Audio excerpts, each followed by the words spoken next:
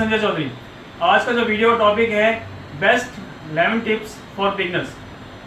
ये जो टिप्स हैं ये सभी बिगनर्स के लिए बहुत ही इंपॉर्टेंट टिप्स हैं, जो अगर वो टैटू बनाने से पहले ध्यान रखें तो उनके बहुत काम के। तो इस वीडियो को पूरा देखिएगा और वीडियो पसंद आए तो शेयर जरूर कीजिएगा, आगे लाइक जरूर कीजिएगा। आप मुझे जब कमेंट करते हैं या आप मेरे वीडियोस को लाइक करते हैं तो इससे मेरा हौसला जो है और बढ़ता है, मुझे मोटिवेट मिलता है कि मैं आपके लिए नए नए वीडियोस बनाऊं। तो चलिए शुरू करते हैं। सबसे पहले जब भी आप किसी क्लाइंट से, कोई आपके पास क्लाइंट आता है तो उसका जब टैटू बनाते हैं तो उससे पहले पूरा डिस्कस कीजिए कि उनको क्या चाहिए, कैसे चाहिए, कहाँ पे प्लेसमेंट चाहिए और टैटू का डिज़ाइन क्या होना चाहिए। कस्टम डिज़ाइन करने की कोशिश कीजिए। कभी कभी क्या होता है कि जो क्लाइंट जो आता है वो अपने इमेज लेके आता है, रेफरेंस इमेज लेके आता है, वो कभी क्लियर नहीं होता, साफ़ सुथरा नहीं होता, तो आप अपने हिसाब से भी सजेस्ट कर सकते हैं या उसको थोड़ा एडिट करके ठीक किया जा सकता है।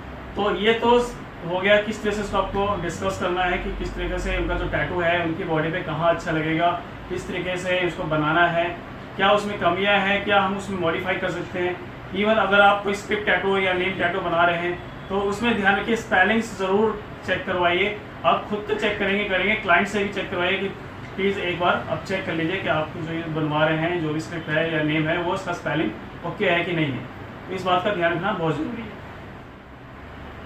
दूसरा टिप, जब भी आप कोई टैटू बनाते हैं, इवन खासकर आप फर्स्ट टैटू बना रहे हैं या सेकंड, थर्ड या 10th टैटू बना रहे हैं, तो इस बात का ध्यान रखिए कभी आप टैटू जो स्क्रीन पे, जब रियल स्क्रीन पे आता है, फेक स्क्रीन पर जब रियल स्क्रीन पे आते हैं, तो आप जो टैटू बनाते हैं वो छोटे टैटू बनाने से स्टार्ट कीजिए, सीधा बड़े टैटू पे मत जाइए, क्योंकि बड़े टैटू में जो है डिटेलिंग वर्क होता है और तरह के बहुत सारे काम होते हैं। जब भी आप नेम टैटू या कोई भी स्क्रिप्ट टैटू या छोटे मोटे टैटू से ही स्टार्ट कीजिए, ताकि आपको जो है एक्सपीरियंस मिलेगी रियल स्किन और फेक स्किन में क्या फ़र्क होता है। तो कभी भी बिगिनर आर्टिस्ट जो हैं स्टार्टिंग में ही बड़े टैटू पे ना जाए।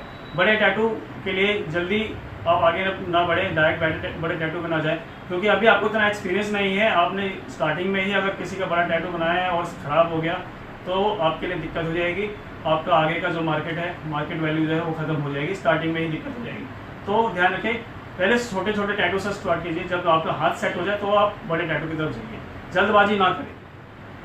तीसरा टिप जो है बहुत इंपॉर्टेंट है, कभी भी जब आप स्टेंसिल जो है प्लेस करते हैं, बॉडी पे प्लेस करते हैं, तो आप जो है स्किन को जो है क्लीन करना ना भूलें, क्योंकि जब आप सीधा आप स्टेंसिल्स पे बना लेते हैं और काम करना स्टार्ट कर देते हैं तो क्या होता है कि जो स्किन को पहले से ऑयल है, डस्ट है, उसकी वजह से जो है स्टेंसिल जो है बॉडी पे सही टिकता नहीं। तो इसलिए बॉडी को पहले साफ़ करना जरूरी है, ग्रीन सोप से, अल्कोहल से, किसी भी जो भी आपके पास अवेलेबल है। अल्कोहल हो तो ज़्यादा अच्छा है, अल्कोहल से साफ़ करने के बाद आप बाद में ग्रीन सोप से भी साफ़ कर सकते हैं। तो जब तक उसका ऑयल जो है बॉडी पर जो ऑयल लगा होता है वो क्लीन नहीं होगा, तब तक जो है स्टेंसिल जो है प्रॉपर बॉडी पे सेट नहीं होगा। चौथा टिप, जब भी आप स्टेंसिल बनाते हैं तो स्टेंसिल बनाने के बाद कम से कम 15 से 20 मिनट की गैपिंग गई है टैटू बनाने के लिए। तब तक आप अपना सेटअप क्या कर सकते हैं, मशीन वगैरह की क्लीनिंग जो होती है, उस पर रैपिंग जो होती है वो आप कर सकते हैं। आप अपना सेटअप क्या लिए 15-20 मिनट लग जाएगा, तब तक जो है आपका जो स्टेंसिल है उस स्किन के ऊपर सही से बैठ जाएगा, सही से ड्राई हो जाएगा, सूख जाएगा, ताकि वो जो है लॉन्ग लास्टिंग चलेगा। तो ध्यान रखिए, स्किन को क्लीन करना तो ज़रूरी है ही है, साथ में जो स्टेंसिल को भी थोड़ा टाइम देना जरूरी है ताकि बॉडी पे स्टे कर पाए। इसलिए कभी भी आप जब स्टेंसिल बनाते हैं तो थोड़ी देर का 15-20 मिनट का गैप लीजिए ताकि स्टेंसिल उस पर सही से टिक जाए। पांचवा जो टिप है वो बहुत इंपॉर्टेंट है, स्पेशल जब आपको हाइजीन मेंटेन करना होता है। आप जो भी जो टूल्स यूज़ कर रहे हैं, चाहे वो आपका स्प्रे बॉटल हो, आपकी मशीन हो, पावर सप्लाई हो, इवन आपका जो सेटअप है, वो सब कुछ जो है क्लीन होना चाहिए। उसको जब आप यूज़ करते हैं तो क्लीन रैप जो है उस पर लगाना होता है, ताकि जो है आपको डायरेक्ट वो हैंड के आपके कॉन्टैक्ट में आए। क्योंकि जब भी हम टैटू बनाते हैं तो हमारे हाथ में ग्लव्स ज़रूर होता है, लेकिन उस ग्लव्स का मतलब ये नहीं कि आप जब दूसरी चीज़ को छू रहे हैं तो उसमें इन्फेक्शन होने के चांस नहीं होंगे, उसमें बैक्टीरिया फैलने के चांस नहीं होंगे। क्योंकि आप जब टैटू बना रहे हैं तो आप जब काम कर रहे हैं तो आपके हाथ में वेस्लिन या एडी ऑइंटमेंट लगा होता है, जो कि एक जगह से दूसरी जगह ट्रांसफर होता है। इंक जो है बनाते हाथों में इंक लगा जाता है, ग्लव्स लग जाता है, उसी से आप स्प्रे बॉटल भी यूज़ करते हैं और वो स्प्रे बॉटल पे जो है इंक लग जाता है और ऑइंटमेंट वगैरह लगता रहता है। तो इस तरीके से जो है जब हम टैटू बना रहे होते हैं तो बहुत सारी चीज़ों से होते हैं, इंक बॉटल को छू रहे होते हैं, मशीन को छू रहे होते हैं, स्प्रे बॉटल को छू रहे होते हैं, बहुत सारी चीज़ें जो उसको वहाँ हाथ लगा देते हैं। इसलिए उसको क्लीन रैप से रैप करना जरूरी, ताकि जो है आप जब नेक्स्ट क्लाइंट के लिए काम करें तो उसको निकाल सके और वो बिल्कुल जो बॉटल है, आपका जो भी इक्विपमेंट है जो आपने यूज़ किया है वो क्लियर, साफ का साफ रहे, इस तरह से कोई इन्फेक्शन बनने के चांस न रहे। क्योंकि जब हम किसी पे काम कर रहे हैं, किसी बॉडी पे काम कर रहे हैं, तो उसकी बॉडी से जो ब्लड निकलता है वो भी ट्रांसफ़र होने के, उसके अंदर जो कुछ प्रॉब्लम है तो वो भी ट्रांसफ़र होने के, डिजीज़ होने के चांसेस रहते हैं। तो इन्फेक्शन को कंट्रोल करने के लिए, हाइजीन मेंटेन करने के लिए हर चीज़ को साफ़ सुथरा रखना जरूरी है, और हाइजीन मेंटेन के लिए हर चीज़ को रैप करना जरूरी है। तो इस बात का ध्यान रखिएगा, रैप्स जो है हर आपके जितने भी इक्विपमेंट है उस पर करना जरूरी है। नेक्स्ट स्टेप है मशीन की सेटिंग। मशीन की सेटिंग जो है वो बहुत ज़रूरी है। आप जो भी मशीन यूज़ कर रहे हैं, चाहे वो कॉयल मशीन हो, रोटरी मशीन हो, या पैन मशीन हो, वायरलेस मशीन, सभी मशीन की अलग अलग सेटिंग होती है। अलग अलग कंपनी की मशीन की भी अलग अलग सेटिंग होती है।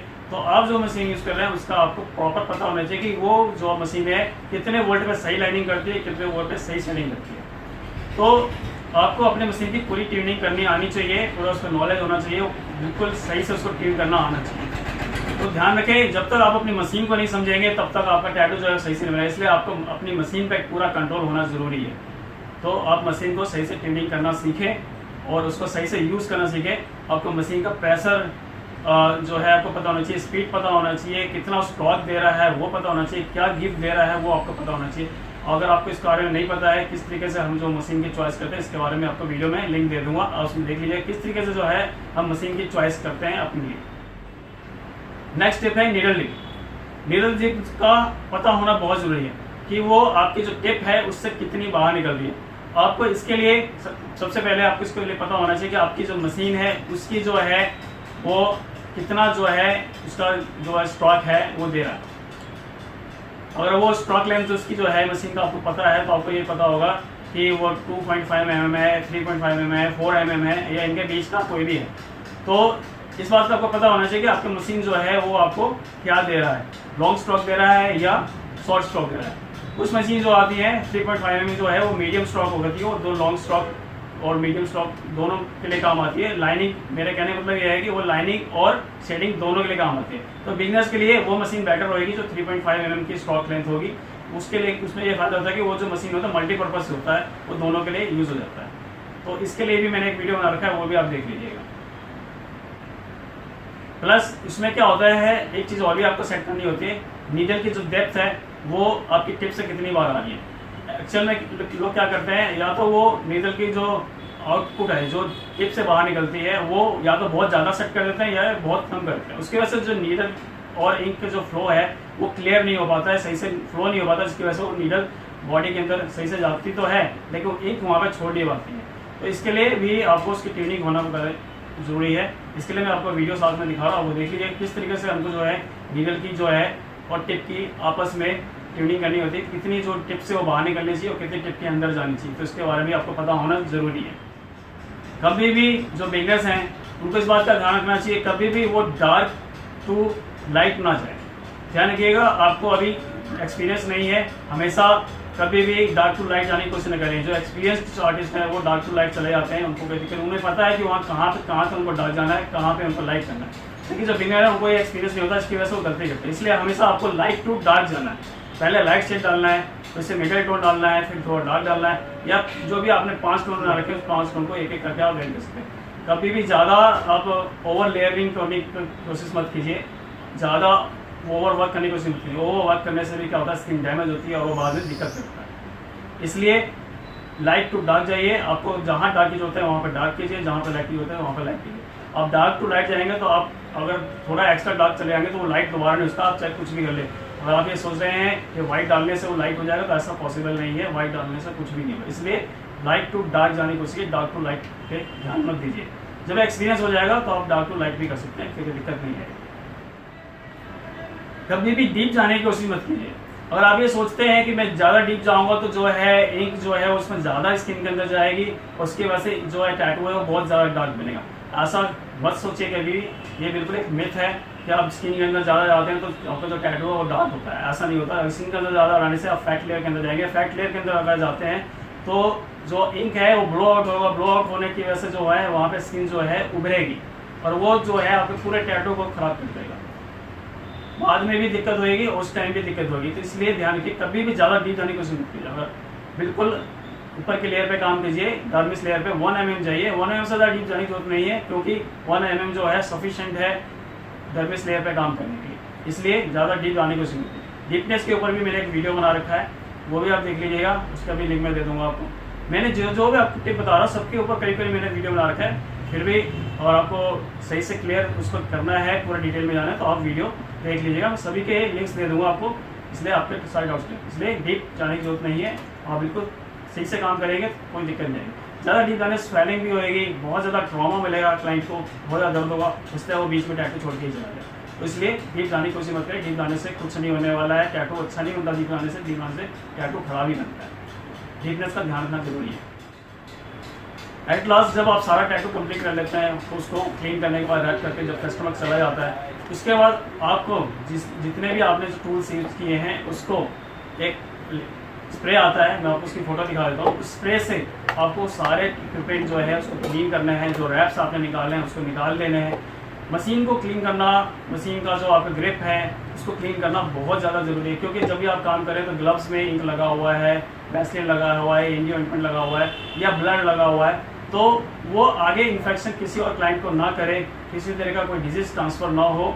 इसके लिए आपको आपके जितने भी मशीन है उसको क्लीन करना बहुत ज़रूरी है। उसके लिए जो स्प्रे है वो मिलता है इजीली अवेलेबल, ज़्यादा महंगी स्प्रे नहीं है, वो अपने साथ हमेशा रखिए। जब भी आप काम कर लेते हैं तो क्लाइंट के जाने के बाद आपको मशीन को साफ़ करना ज़रूरी है। अगला क्लाइंट आ रहा है उसके साथ में अगर खड़े भी तो 10 मिनट 5 मिनट लगता है साफ़ करने में, उसको सही से क्लीन कर लीजिए। क्लीन करना मशीन को बहुत ज़रूरी है। अगर मशीन को क्लीन नहीं करते हैं तो हो सकता है आगे कभी ना हो इन्फेक्शन, लेकिन इन्फेक्शन ना हो इस बात की गारंटी नहीं है। इसलिए आप अपनी सेफ्टी के लिए भी और क्लाइंट की सेफ्टी के लिए भी बहुत ज़रूरी है मशीन को साफ़ करना, उसको हाइजीन को मेंटेन करने के लिए मशीन को साफ़ करना बहुत ज़रूरी है। तो आप इसको साफ़ करना ना भूलें, बिल्कुल सही से डिसइंफेक्ट करना ना भूलें। इवन आपका जो वर्कशॉप एरिया है जहाँ पे आप काम कर रहे हैं, जहाँ जिस टेबल पे भी आप काम कर रहे हैं उस टेबल को भी सही से डिसइंफेक्ट कीजिए। तो ध्यान रखिए, साफ़ सफाई बहुत ज़्यादा ज़रूरी है हमारे इस लाइन में। अगर आप साफ़ सफाई मेंटेन नहीं करते, हाइजीन मेंटेन नहीं करते तो आपको भी बाद में प्रॉब्लम हो सकती है। तो उम्मीद है दोस्तों मेरा ये वीडियो आपको पसंद आया होगा। जो भी मैंने आपको 11 टिप्स बताएं आपके काम का होगा, स्पेशली बिजनेस के लिए बहुत काम का होगा।